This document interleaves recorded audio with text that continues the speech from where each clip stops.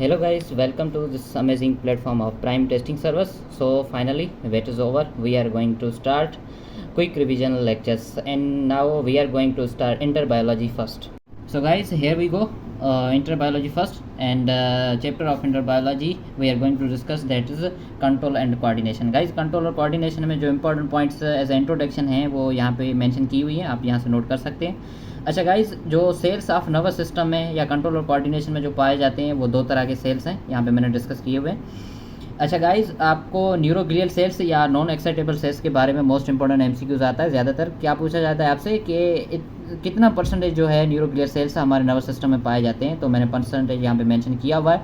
और आपको ये अहम एमसीक्यूज है, सबसे ज़्यादा जहन में रखना है आपने. क्या पूछा जा सकता है, आपको पूछा जाएगा कि न्यूरॉन्स ज़्यादा होते हैं या न्यूरोग्लियल सेल्स, तो आपने क्या कहना है, न्यूरोग्लियल सेल्स मोस्ट इंपॉर्टेंट है. ये नम्स में भी पूछा गया था, ये पीएमसी में भी कई मरतबा पूछा गया एमसीक्यूज. ओके गाइस, तो इनका काम क्या है, इनके तीन इंपॉर्टेंट फंक्शन है जो मैंने यहाँ पे मेंशन किए हुए हैं, आप यहाँ से नोट कर सकते हैं. To protect, to support, to nourish, ये इंपॉर्टेंट काम है किसका, न्यूरोग्लियल सेल्स का. ओके गाइस, और न्यूरोग्लियल सेल्स कितने हैं और कितने टाइप्स के हैं जो हमारे ब्रेन में पाए जाते हैं, वो ये हैं. ठीक है गाइस.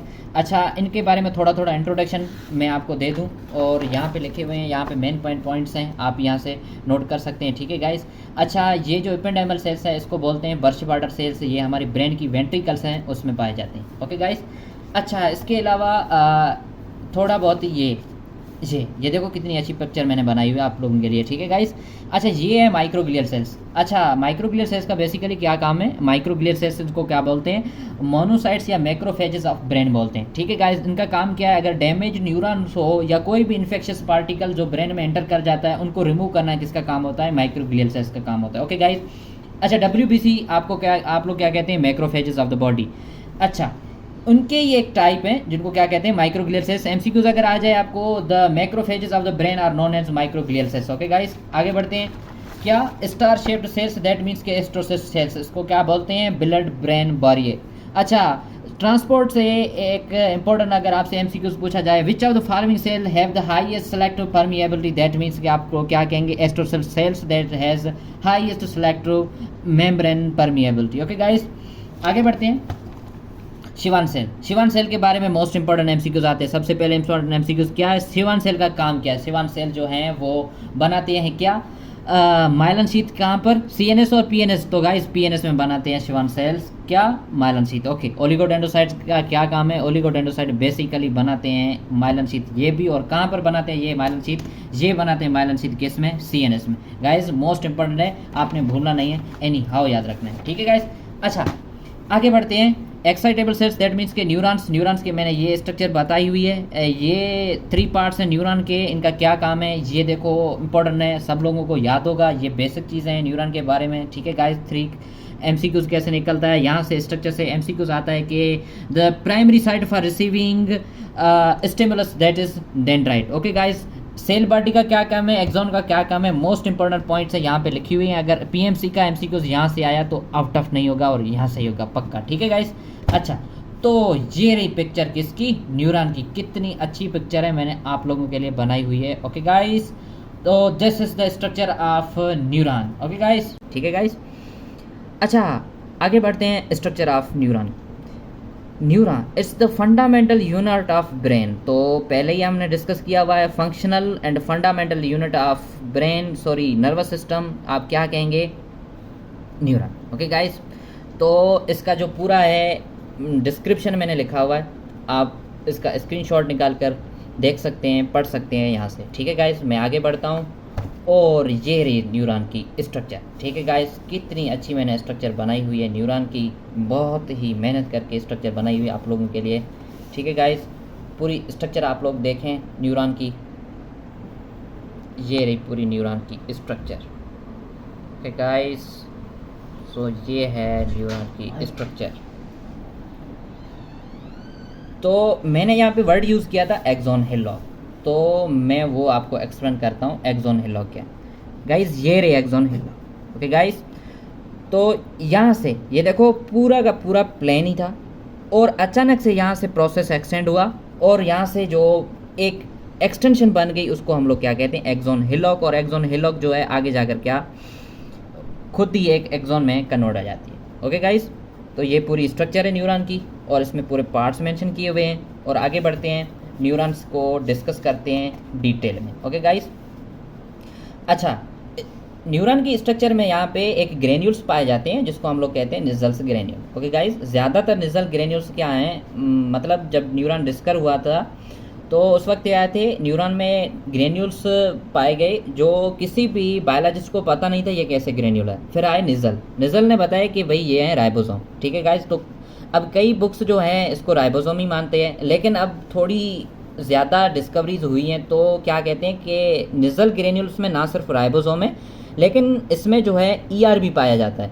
ईआर भी है, राइबोसोम भी है और गोल्जी एप्राटस भी निजल ग्रेन्यूल में पाए जाते हैं। ओके गाइस, ठीक है, आपको इंपॉर्टेंट क्या है आपके लिए, आपके बुक में यही लिखा हुआ है, आपने यही याद करना है। ठीक है गाइस, और एमसीक्यूज भी यही निकलता है, Nissl granules are known as ribosomes of neuron. Okay, आगे बढ़ते हैं गाइस।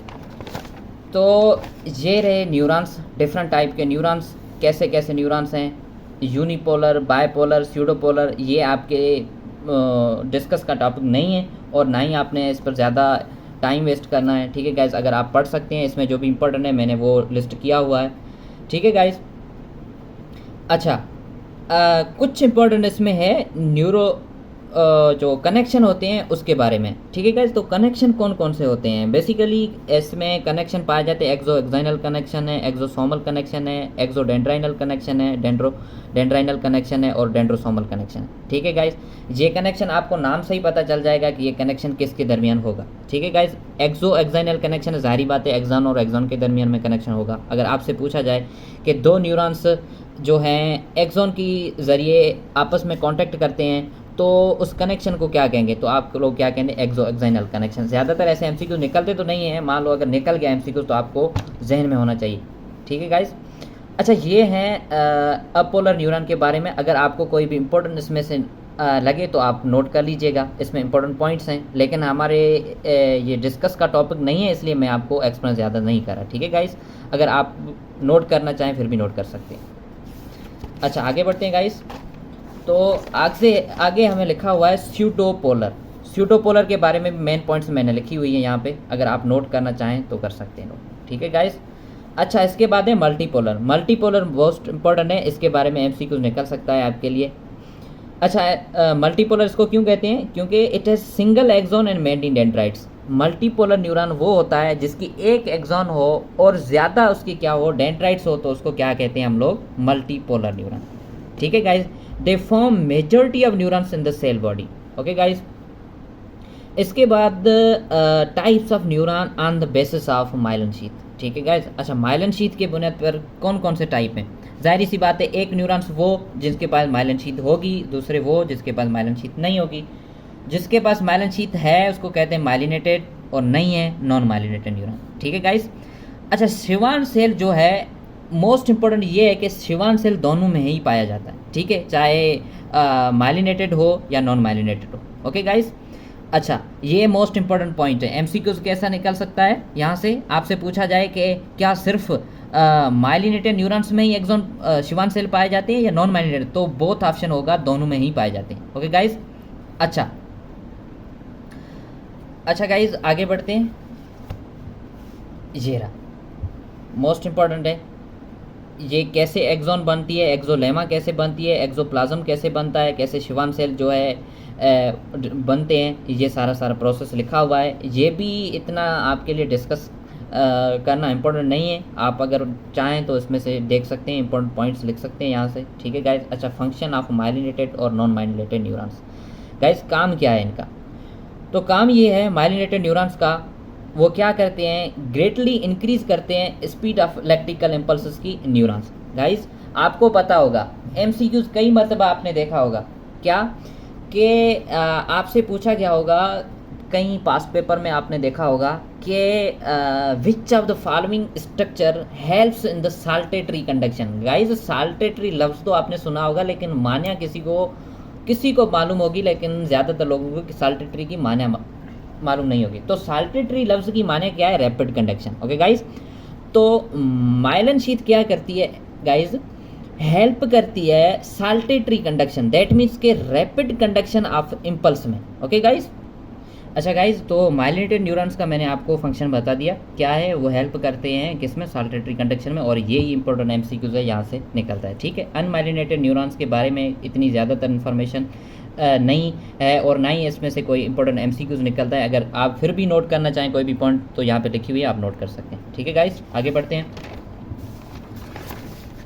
अच्छा, ये रही माइलन शीथ। माइलन शीथ के बारे में आपसे अगर पूछा जाए एमसीक्यूज, आप क्या कहेंगे? माइलन शीथ एक्चुअली लिपिड की लेयर है और ये वाइटिश है। ठीक है, हेल्प करती है साल्टेटरी कंडक्शन में, ये मैंने आपको बता दिया है। ठीक है गाइज। अच्छा, इसके बाद है types of neuron on the basis of function के बुनियाद पे न्यूरॉन्स के कौन कौन से टाइप है गाइज। तो फंक्शन के बुनियाद पे न्यूरॉन्स के जो 3 मेन टाइप्स हैं, कौन कौन से हैं वो है मोटर न्यूरॉन, ठीक है, सेंसरी न्यूरॉन और इंटर न्यूरॉन। मोटर न्यूरॉन्स का काम ही आपको मालूम है, सेंसरी न्यूरॉन का काम भी आपको मालूम है। मैंने ये फंक्शंस यहाँ पे लिखे हुए हैं, आप यहाँ से भी नोट कर सकते हैं। ये इंपॉर्टेंट है और आपको सबको बेसिक डेफिनेशन इसकी मालूम हो गई। ठीक है गाइस। अच्छा, न्यूरॉन्स के बारे में एक और इंपॉर्टेंट एमसीक्यूज ये है कि न्यूरॉन्स ना ही रिप्रोड्यूस होते हैं और ना ही रीजनरेट होते हैं। अगर वंस वो डैमेज हो गए वो वापस कभी भी रीजनरेट नहीं हो सकते। ठीक है गाइस, ये इंपॉर्टेंट है। अच्छा, आगे बढ़ते हैं।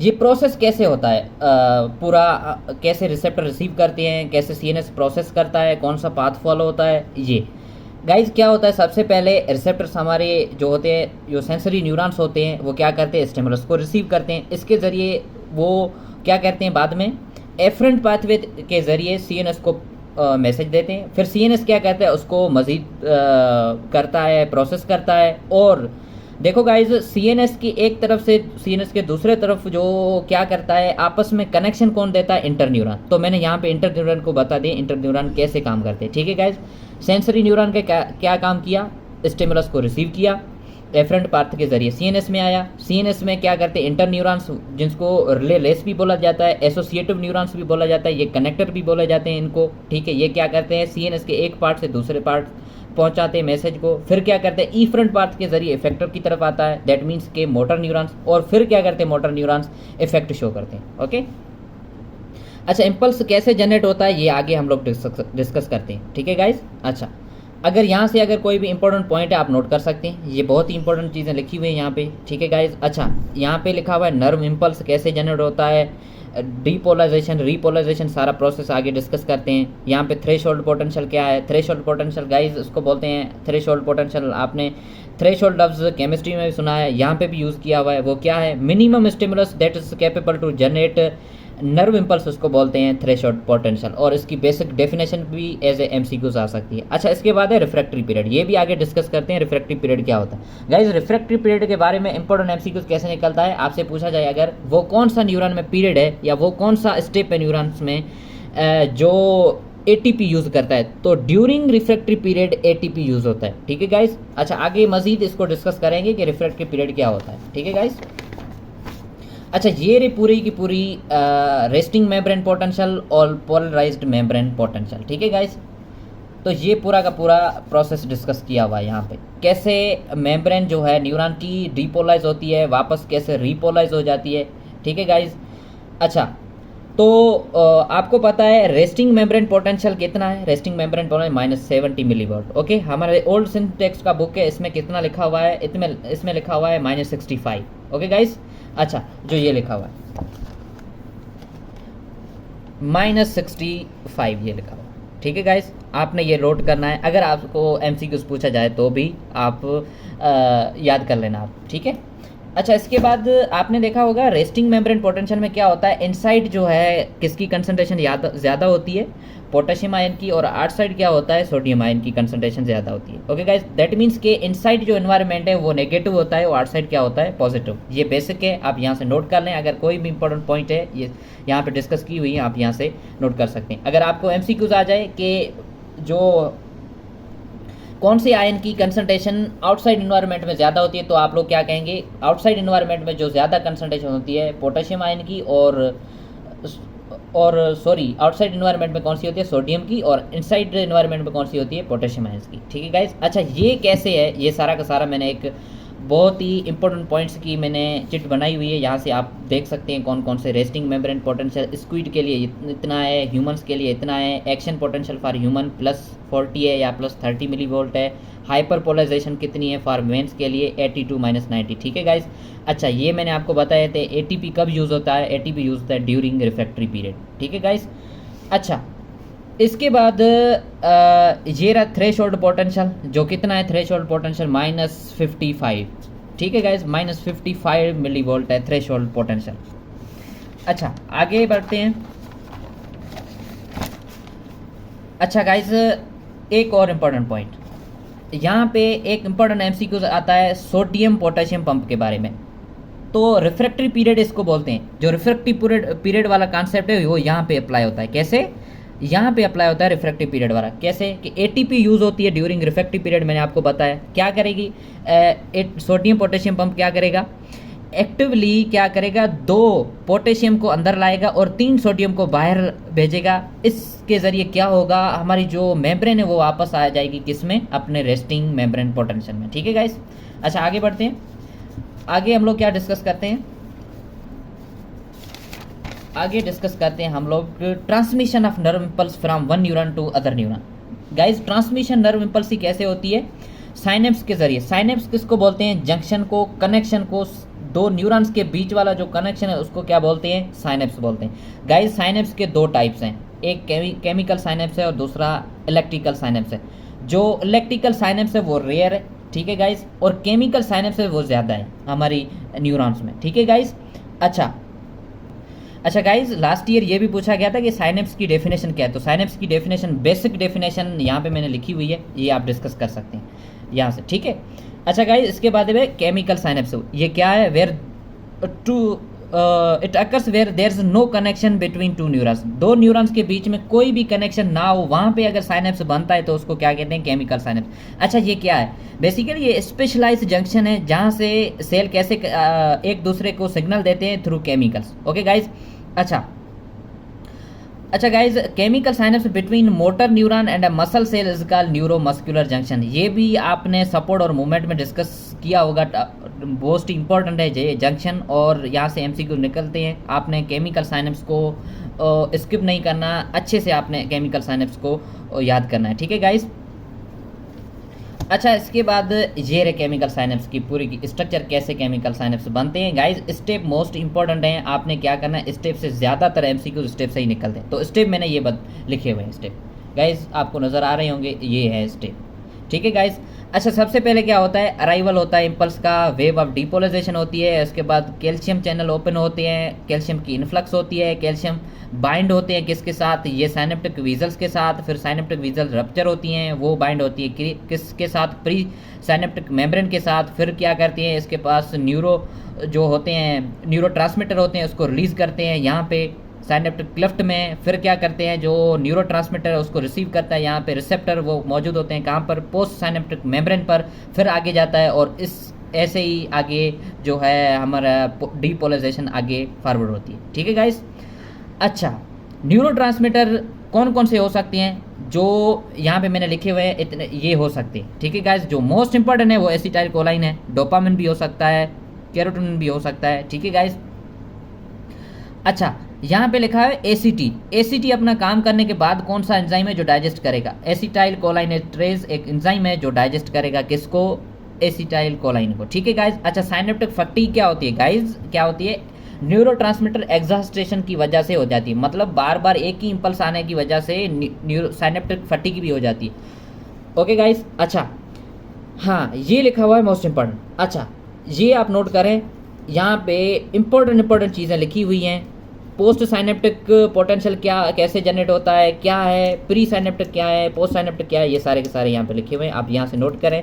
ठीक है गाइज, मोस्ट इंपॉर्टेंट लिखे हुए हैं। अच्छा, आगे बढ़ते हैं गाइज, क्या डिस्कस करते हैं, इलेक्ट्रिकल साइनेप्स। मैंने आपको पहले भी बताया हुआ है, इलेक्ट्रिकल साइनेप्स बहुत ही रेयर है, no need of neurotransmitter, इसको बोलते हैं quick transmission, faster than chemical synapse. इस यहाँ पे जो इलेक्ट्रिकल साइनेप्स है इसमें कोई भी इलेक्ट्रिक क्लेफ्ट नहीं होती गाइज, ये है गैप जंक्शन। ठीक है। अच्छा, ये है स्ट्रक्चर पूरे के पूरी किसकी, इलेक्ट्रिकल साइनेप्स की। ठीक है गाइज। अच्छा, अब ये रहा नर्वस सिस्टम, पूरी नर्वस सिस्टम की क्लासिफिकेशन। अच्छा, सबसे पहले आपको पूछा जाए कि इस नर्वस सिस्टम कौन सा फाइल है जिसमें अराइज हुआ था, तो आप लोग क्या कहेंगे, सीलेंट्रेट्स में। ठीक है गाइस। अच्छा, डिफ्यूज नर्वस सिस्टम आया था किसमें, सीलेंट्रेट्स में। अच्छा, उसमें जो न्यूरॉन्स कौन से पाए गए थे, अपोलर न्यूरॉन्स पाए गए थे। ये क्लासिफिकेशन पूरी की पूरी की हुई है। अच्छा, इसके बाद पीएनएस की क्लासिफिकेशन ये की हुई है, ये आपको अच्छी तरह से याद भी होगी और आप सब लोगों ने अच्छे से पढ़ा भी होगा। और ये क्विक रिवीजन है तो मैं आपको ज़्यादा डिस्कस नहीं कर सकता इसमें, आप यहाँ से नोट भी कर सकते हैं जो भी इंपॉर्टेंट हो चीज़ें। ठीक है गाइज, मैं जो डिस्कस करने का इंपॉर्टेंट है मैं वो आपको बताऊँगा। अच्छा, सिंपैथेटिक नर्वस सिस्टम के बारे में मोस्ट इंपॉर्टेंट एमसीक्यूज ये निकलता है, वो कौन सा है पीएनएस का या वो कौन सा ऑटोमेटिक नर्वस सिस्टम का टाइप जिसमें क्या होता है, इमरजेंसी में जो है फंक्शन परफॉर्म करता है। तो आप लोग क्या कहेंगे, सिंपैथेटिक नर्वस सिस्टम वर्क करता है इमरजेंसी में और पैरासिम्पैथेटिक काम करता है during normal condition. Okay guys, flight और फाइट वाली कंडीशन है वो कहाँ पे यूज़ होती है, इमरजेंसी कंडीशन, दैट मीन्स के sympathetic nervous system. Okay guys. अच्छा, component of nervous system, CNS, that means central nervous system के पास कौन कौन से कंपोनेंट हैं। ठीक है गाइस। अच्छा, सीएनएस को क्या बोलते हैं, वर्क करता है as a thinker, work as a decision taker. ठीक है गाइस। दो कंपोनेंट, ब्रेन, स्पाइनल कॉर्ड। अच्छा, पीएनएस को कैसे डिफाइन करोगे गाइस, पीएनएस बेसिकली क्या है, एक पूरा नेटवर्क है नर्व्स का जो सराउंड करता है किसको, सीएनएस को। ठीक है गाइस। अच्छा, एमसीक्यूज निकल सकता है कैसे, the network of nerves which surround CNS is known as, क्या कहेंगे उसको कहेंगे पीएनएस। ठीक है गाइस। पीएनएस के दो कंपोनेंट हैं, नर्व्स पाई जाती हैं दो किस्म की, कौन कौन सी, एक एफरंट, ई फ्रंट, यहाँ पे लिखी हुई हैं, आप यहाँ से नोट कर सकते हैं गाइस। अच्छा, ये ऑटोमेटिक नर्वस सिस्टम है जो मैसेज कैसे कैरी करता है इंटरनल ऑर्गन्स की तरफ, और सोमेटिक नर्वस सिस्टम कैरी करता है मैसेज वॉलंटरली मसल्स की तरफ। ओके गाइस, ये हैं सोमेटिक नर्वस सिस्टम की नर्व्स, दैट मीन्स के cranial nerves, spinal nerves. Cranial nerves connect करती हैं मसल को ब्रेन के साथ और स्पाइनल नर्व्स कनेक्ट करती हैं स्पाइनल कॉर्ड को ब्रेन के साथ। ठीक है गाइस। अच्छा, आगे बढ़ते हैं गाइस, ये रही स्ट्रक्चर पूरी। ठीक है गाइस। अच्छा, स्ट्रक्चर मैंने ऐसी बनाई हुई है, हंसना बिल्कुल नहीं है आपको, और ड्राइंग मेरी बहुत अच्छी है। ठीक है गाइस। अच्छा, तो ये है सीएनएस और पीएनएस में कौन कौन सा डिफरेंस। गाइस, ये पूरे के पूरे डिफरेंस लिखे हुए हैं, ज़्यादा आप यहाँ से नोट कर लें। अच्छा, ब्रेन जो अगर आपको पूछा जाए आउटसाइड टू इनसाइड अगर हम आएँ ब्रेन में, तो हमसे सबसे पहले कौन सी चीज़ फेस करनी होगी, सबसे पहले हमें फेस करना स्कैल्प, उसके बाद skill, then meninges, cerebral cortex, ventricles, and finally हम लोग कहाँ पहुँचेंगे, सीएसएफ, सेरिब्रो स्पाइनल फ्लूइड। अच्छा guys, outside to inside order हो गया। इसके बाद हम लोग आते हैं ब्रेन की प्रोटेक्शन पे। गाइज, ब्रेन की प्रोटेक्शन दो तरह से होती है, ये मैंने मेंशन की हुई है। एक ब्रेन बॉक्स, क्रेनियल बॉन्स हैं, और मेनिंजेस है। मेनिंजेस कितनी पाई जाती है ब्रेन में, 3 मेनिंजेस पाई जाती हैं। ठीक है गाइज। अच्छा, कौन कौन सी हैं, ड्यूरामेटर, अरेक्नॉइड और पायामेटर। ठीक है गाइज। अगर आपको आउटसाइड टू इनसाइड ऑर्डर भी यहाँ से पूछा जाता है और इनसाइड टू आउटसाइड ऑर्डर पूछा जाता है। अगर आपको पूछा जाए आउटसाइड टू इनसाइड ऑर्डर तो आप लोग क्या कहेंगे, डेप। ठीक है गाइस। और ये रहा आउटसाइड से इनसाइड। अगर इनसाइड टू आउटसाइड आपसे पूछा जाए तो आप ये क्या याद करेंगे, पैड। ओके गाइस, तो ये याद करना। आपको अगर पूछा जाए वो कौन सी मेनिंजेस है जो ब्रेन को टच करती, तो आप लोग क्या कहेंगे, पायामेटर। गाइस, यहाँ पे मैंने पूरा का पूरा जो भी इंपॉर्टेंट पॉइंट है मेंशन की हुई हैं, तो क्या करें आप यहाँ से पॉइंट्स आप नोट कर सकते हैं। ठीक है गाइस। ये मेनिंजेस की स्ट्रक्चर मैंने कितनी मेहनत करके आप लिए ये स्ट्रक्चर बनाई हुई है। ठीक है गाइस। अच्छा, ये भी एक चित्र है जहाँ पे इंपॉर्टेंट आपको पॉइंट मिल जाएंगे, आप यहाँ से भी पॉइंट नोट कर सकते हैं। ठीक है गाइस, अगर आपको पॉइंट्स नज़र आ रही हो तो। ठीक है गाइस, आगे बढ़ते हैं। अब आगे क्या डिस्कस करते हैं, ब्रेन के पार्ट्स को। पता है आपको ब्रेन के 3 पार्ट्स हैं, फोर ब्रेन, मिड ब्रेन और हाइंड ब्रेन। ठीक है गाइस।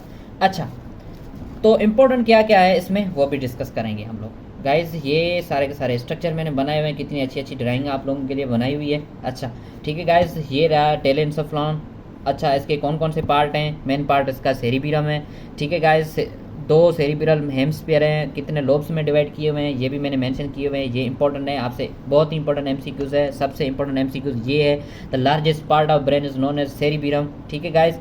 अच्छा, अगर हम लोग कहें फोर ब्रेन जो है वो 82% ऑफ टोटल ब्रेन जो है वो फोर ब्रेन है। ठीक है गाइस, जिसमें मोस्ट इंपॉर्टेंट क्या है, cerebrum is the largest part of brain. Okay guys, ओल फैक्ट्री लो भी डिस्कस किया जाता है, वो फोर ब्रेन में आता है, लेकिन ये आप लोगों के डिस्कस का टॉपिक नहीं है। ठीक है गाइस, मिड ब्रेन के बारे में ये इंपॉर्टेंट बातें लिखी हुई हैं। इसके बाद कौन सा है, तीसरा जो हम लोग क्या कहते हैं, हाइंड ब्रेन, दैट मीन्स के इसमें 3 पार्ट्स आते हैं, medulla oblongata, pons varolii, cerebellum. Okay guys, the cerebellum is known as second largest part and ये सेम टू सेम किसकी तरह है, सेरिबेलम की तरह। ओके गाइस, आगे डिस्कस करते हैं।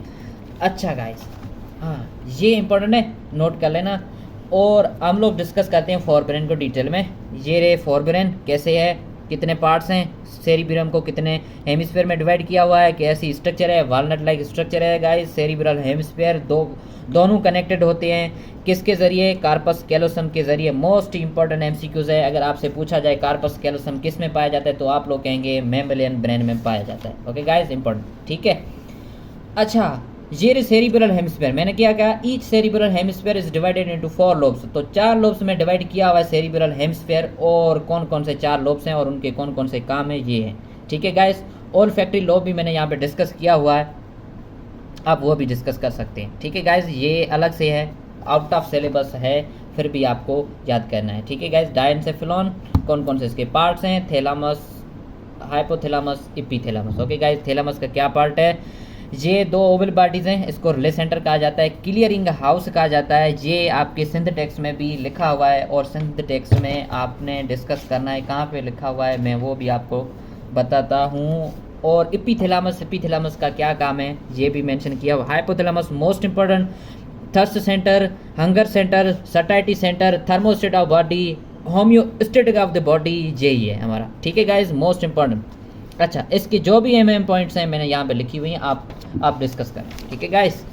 अच्छा, इसके बाद CSF का क्या काम है, CSF नरिशमेंट करता है ब्रेन की और कुशिंग प्रोवाइड करता है, प्रोटेक्शन प्रोवाइड करता है। मिड ब्रेन ये डिस्कस किया हुआ है, ये पूरी स्ट्रक्चर मैंने बनाई हुई है मिड ब्रेन की। कंपोनेंट कौन से मिड ब्रेन की आपने नहीं डिस्कस करने, यहाँ हमारे पास भी नहीं डिस्कस किए, ओके गाइस। इसके बाद आते हैं ये हाइंड ब्रेन, प्रेजेंट होता है बैक साइड पे। 3 इसके हैं कंपोनेंट हैं, पोन्स फेरुला है, medulla oblongata, cerebellum. Pons varolii का कौन कौन सा इंपॉर्टेंट काम है ये भी डिस्कस किया हुआ है। इसमें से मोस्ट इंपॉर्टेंट पता है क्या एमसी को लगता है, रेगुलेट ब्रीथिंग, ये मोस्ट इंपॉर्टेंट है, ठीक है। अच्छा, इसमें कौन कौन से जो क्रेनियल नर्व्स की पेयर्स पाए जाते हैं ये भी डिस्कस, इतने डिटेल एमसीक्यूज नहीं आते हैं हमारे पीएमसी में, अगर आ भी जाएँ तो भी खैर है, आप यहाँ से नोट कर सकते हैं, ठीक है गाइस। इसके बाद मेडुला ऑब्लांगेटा, मोस्ट इंपॉर्टेंट, क्या एमसीक्यूज निकलता है यहाँ से, the reflex centre of the body is medulla oblongata. And here we go cerebellum, cerebellum को क्या कहता है। तो गाइज ये थी सेरिबेलम की मोस्ट इंपॉर्टेंट पॉइंट्स। अच्छा गाइज, इंपॉर्टेंट एमसीक्यूज क्या निकलता है कि हमारी बॉडी में इक्विलिब्रियम कौन मेंटेन करता है, तो आप लोग क्या कहेंगे, सेरिबेलम इक्विलिब्रियम मेंटेन करती है। जज और ग्रेविटी, कॉन्शियस मस्कुलर एक्टिविटीज़ को कौन कंट्रोल करती है, सेरिबेलम। आगे बढ़ते हैं गाइज। तो ये रही स्ट्रक्चर गाइज, कैसे कार्पस कैलोसम, आर्बर विटे वगैरह वगैरह ये सारी कुछ हैं, आपको नहीं डिस्कस करनी, आपने स्ट्रक्चर देख लेना, मैंने बहुत अच्छी ड्राइंग बनाई मैंने आपको दिखाने के लिए, ओके। अच्छा, इसके बाद ग्रे मैटर, वाइट मैटर, ये मोस्ट इंपॉर्टेंट है और इसमें से एमसीक्यूज निकलते हैं, मैं ज़्यादा आपको नहीं बताऊंगा, जो भी बताना है यहाँ पे लिखा हुआ है, ठीक है गाइस। अच्छा, brain except medulla oblongata, brain क्या है, आउटसाइड ग्रे इनसाइड वाइट है, मोस्ट इंपॉर्टेंट। स्पाइनल कॉर्ड क्या है, outside white inside grey, okay guys, ठीक है। आगे बढ़ते हैं। Limbic system most important, it's involve in motivation, emotion, learning, memory, emotional brain इसको बोलते हैं लिम्बिक सिस्टम को। हाइपोथैलेमस भी इसका पार्ट है। हाइपोथैलेमस क्या करता है, कंट्रोल करता है सेक्सुअल डिजायर्स को। और इसमें आते हैं अमाइगडाला जो क्या करता है, इमोशंस, सेक्सुअल एक्साइटमेंट, कंट्रोल करता है फियर, रैग, गुस्से को कंट्रोल करता है, ओके। इसके बाद है हिप्पोकैम्पस, कंट्रोल करता है मेमोरी, शॉर्ट टर्म मेमोरी को लॉन्ग टर्म मेमोरी में आपकी यादें वो रह जाती हैं किसी के पास, तो वो कंट्रोल करता है कौन, हिप्पोकैम्पस, ओके गाइस। ये रही किसकी, स्पाइनल कॉर्ड की स्ट्रक्चर, कितनी मेहनत करते मैंने अच्छी अच्छी ड्राइंग आप लोगों के लिए बनाई हुई है, ठीक है गाइस। तो आगे बढ़ते हैं। अच्छा, आगे क्या डिस्कस करते हैं, रिफ्लेक्स सेक्शन को। हाँ, मोस्ट इंपॉर्टेंट गाइस, क्या है reflex, repeated action, it's quick and rapid, it's protective, it's save time, it's rapid involuntary response to stimulus, इसको क्या कहते हैं, रिफ्लेक्स एक्शन कहते हैं। और रिफ्लेक्स आर्क क्या है गाइस, सब लोग भूल जाते हैं रिफ्लेक्स आर्क क्या है। Reflex arc actually path follow during reflex action, उसको कहते हैं रिफ्लेक्स आर्क। और ये पूरे का पूरा चार्ट बनाया हुआ है किसका, रिफ्लेक्स आर्क का, ओके गाइस, आप लोगों को नजर आ रहा होगा, ठीक है गाइस, कैसे रिफ्लेक्स एक्शन काम करता है। आगे बढ़ते हैं।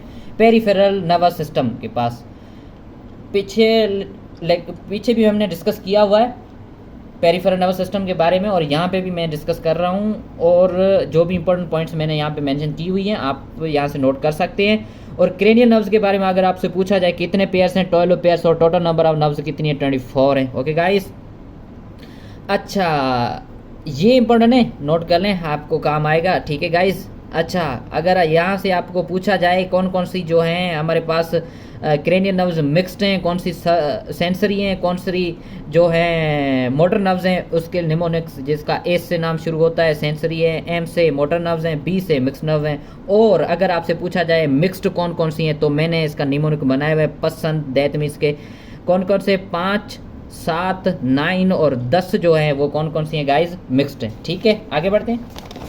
तो ये पूरे का पूरा चार्ट बनाया हुआ है किसका, गाइस क्रेनियल नर्व्स का। आप याद करें, हो जाती हैं याद तो आप याद कर लें, इसके भी निमोनिक्स आपके पास होंगे, अगर नहीं तो हम आपको पीडीएफ फॉर्म में दे देंगे गाइस। ठीक है, स्पाइनल नर्व्स, ये स्पाइनल कितने 31 पेयर्स हैं, 62 टोटल्स हैं। ठीक है, और सिंपैथेटिक और पैरासिम्पैथेटिक नर्वस सिस्टम में क्या डिफरेंस है वो भी डिस्कस किया हुआ है, यहाँ पे आप देख लें, पॉइंट नोट कर लें, मोस्ट इंपॉर्टेंट पॉइंट्स बनाई हुई हैं हम लोगों ने। अगर पीएमसी वालों ने यहाँ से एमसीक्यू उठाया तो आउट ऑफ सिलेबस नहीं होगा। ठीक है गाइस, तो यहाँ से यहाँ पर हमारा ख़त्म होता है कौन सा, नर्वस कंट्रोल और कोऑर्डिनेशन। आगे बढ़ेंगे, तो आगे बढ़ने से पहले मैं आपको क्या बताऊँ, बुक में जो भी हैं गाइज, जो बोल्ड अक्षर हैं, आपने क्या करना है वो तो इम्पोर्टेंट है। ठीक है गाइज, किसी भी तरह उनको स्किप नहीं करना, उनको याद करना है। ठीक है गाइस, और सबसे इम्पोर्टेंट पता है क्या है, एक्सरसाइज में जो एमसीक्यू लिखे हुए हैं वो तो कभी भी स्किप ना करो। सबसे पहले लास्ट टाइम कितने एक्सरसाइज एमसीक्यूज आए, बच्चों ने एक्सरसाइज वाले एमसीक्यूज भी गलत कर दिए। एक्सरसाइज तो कोई टच ही नहीं करता, एक्सरसाइज कहते हैं सिर्फ किसके लिए है, बोर्ड एग्जाम्स के लिए। मत भूलो, बोर्ड नहीं, अब पीएमसी भी यहाँ पे आई हुई है, कहाँ पर, एक्सरसाइज तक पहुँचाइए। तो सोच लो अब पीएमसी कहाँ तक पहुँच सकती है। ठीक है गाइस, तो आपने ये इम्पोर्टेंट एमसीक्यूज हैं जो आपने क्या करने हैं, याद करने। अच्छा गाइस, तो इम्पोर्टेंट क्या है, एक टॉपिक रह गया, कैसे रह नहीं गया, स्किप हो गया था, स्किप भी नहीं हो गया, भूल गया था नहीं, अब मैं बता रहा हूँ आपको क्या, रिसेप्टर्स। रिसेप्टर्स में पिछली मरतबा एमसीक्यूज आया हुआ था गाइस, मैं इसलिए ऐसा बोल रहा हूँ क्योंकि ये आउट ऑफ सिलेबस थे, नहीं आउट ऑफ सिलेबस नहीं, हमारे बुक में लिखे हुए हैं और सिलेबस में हैं, आपने यहाँ से याद करना है, मोस्ट इंपॉर्टेंट है। तो ठीक है गाइज, मिलते हैं अगले लेक्चर में किसके साथ, केमिकल कोऑर्डिनेशन के